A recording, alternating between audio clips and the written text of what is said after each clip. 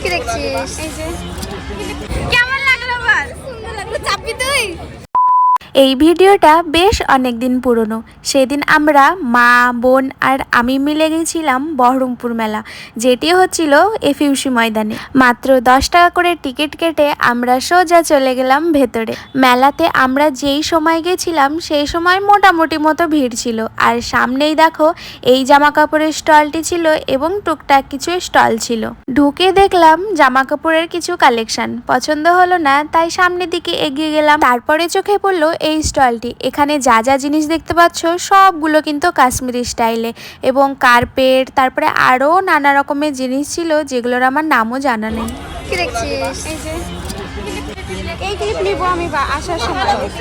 এই দোকানটিতে পাওয়া যাচ্ছিল পিওর অক্সিডাইজের এবং পার্লে জুয়েলারি, যেটি ওয়েস্টার্ন এবং ইন্ডিয়ান ড্রেসে বেশ ভালো মানাবে। এই পৃথিবীতে এমন কোনো মেয়ে নাই যার শাড়ি পছন্দ হয় না, আর এই শাড়ির দোকানটা দেখে দাঁড়াবো না তাই কোনোদিন হয়? এই দোকানটিতে যতগুলো শাড়ি আছে সবগুলোই কিন্তু পিওর ঢাকাই বাংলাদেশি শাড়ি, যে জন্য প্রাইসটা কিন্তু বেশ হাইফাই ছিল। শাড়ি তো নেওয়া হলো না, চলো সামনের দিকে এগিয়ে যাই। এই স্টলটিতে বসেছিল সংসারে ইউজ করার জন্য নানা ধরনের গ্যাজেটস, যেখানে সংসারের জিনিস বিক্রি হবে আর সেখানে মারা গিয়ে দেখবে না, দাঁড়াবে না, সেটা কোনোদিনই হতে পারে না।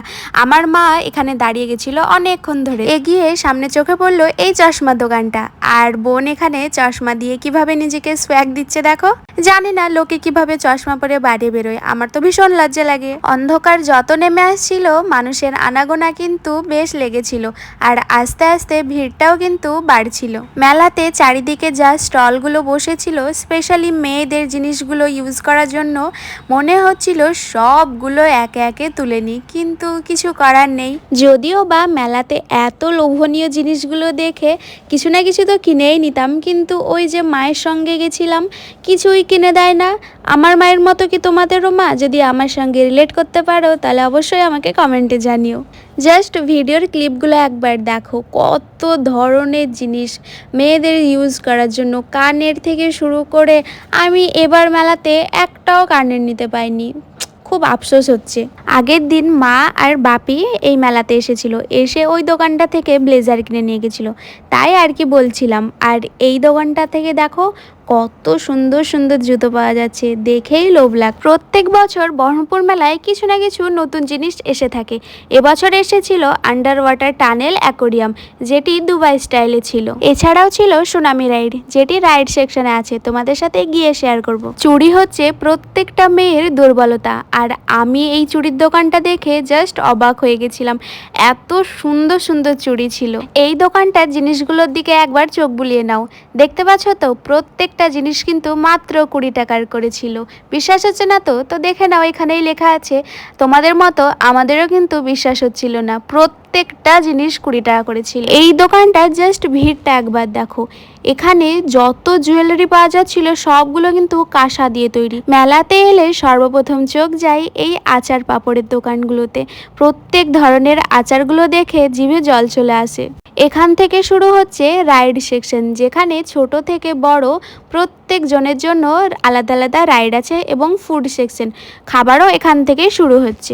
একটা সময় ছিল যখন এই রাইডে চাপতে আমার খুব ভয় করতো, কিন্তু এখন আর ভয় করে না। চলো রাইডে চাপা তো পরে হবে, আগে কিছু পেট পূজা হয়ে যাক। প্রথমে অর্ডার দিলাম পাওভাজি।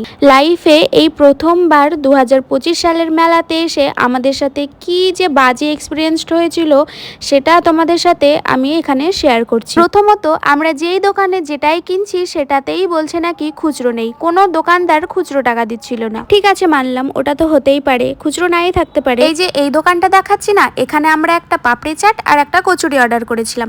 পাপড়ি চাটটা ঠিকঠাক মোটামুটি ভালোই ছিল খেতে, কিন্তু কচুরিটা এত বাজে খেতে ছিল, এতই বাজে খেতে ছিল, আমরা জাস্ট অবাক হয়ে গেছিলাম। কিন্তু তবুও তখন আমরা কোনো সিন ক্রিয়েট করিনি। কিন্তু বিষয়টা কখন হচ্ছে জানো?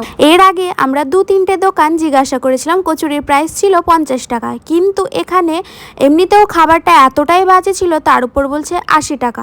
মানা যায়, তবুও আমরা কোনো সিন ক্রিয়েট করিনি। তারপরে ভাবলাম মেরিগো রাউন্ডে চাপা যাক। সেখানে 140 টাকা দুজনের টিকিট, কিন্তু আমরা দিই 500 টাকার নোট। সেখানে বললো খুচরা হবে না, ঠিক আছে আছে মানলাম, তারপরে দিলাম 100 টাকা করে নোট 200 টাকা, তবুও ওনারা বলছে 140 টাকাই লাগবে। মানে কোনো মানে হয় 140 টাকা কোথা থেকে আনবো? তারপরে উনি বলছেন ভিডিও কেন করছো, এভাবে চিৎকার করে বলছে। ও তো ভালোভাবেও বলতে পারতো যে ভিডিও এখানে অ্যালাউ নেই, মেলাতে তো প্রত্যেকটা মানুষ ভিডিও করছে, কই কিছু হচ্ছে না। তাছাড়াও আমি ওর কোনো পার্সোনালি ভিডিও নিইনি, আর আমার কোনো ইন্টারেস্টও ছিল না ওর থোবড়াটা আমার ভিডিওতে নেওয়ার। যাই হোক, অনেক হলো। এই ছিল আমাদের বাজে এক্সপিরিয়েন্স। মানুষ কতটা নিচে নামতে পারে সত্যি ভাবা যায় না। যাই হোক, বাদ দাও। এই হচ্ছে সুনামি রাইড, যেটির কথা আমি শুরুতে বলেছিলাম। এটাই হচ্ছে এবছর মেলার বিশেষ আকর্ষণ। কথা বলতে বলতে আমার বোন এখানে টিকিটও কেটে নিয়েছে এবং বসেও গেছে।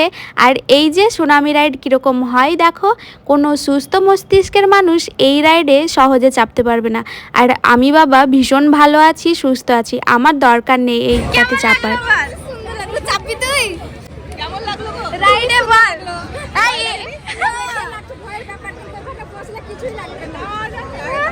দে বল, কেমন লাগলো সুনামি রাইডে? আবার চাপবো।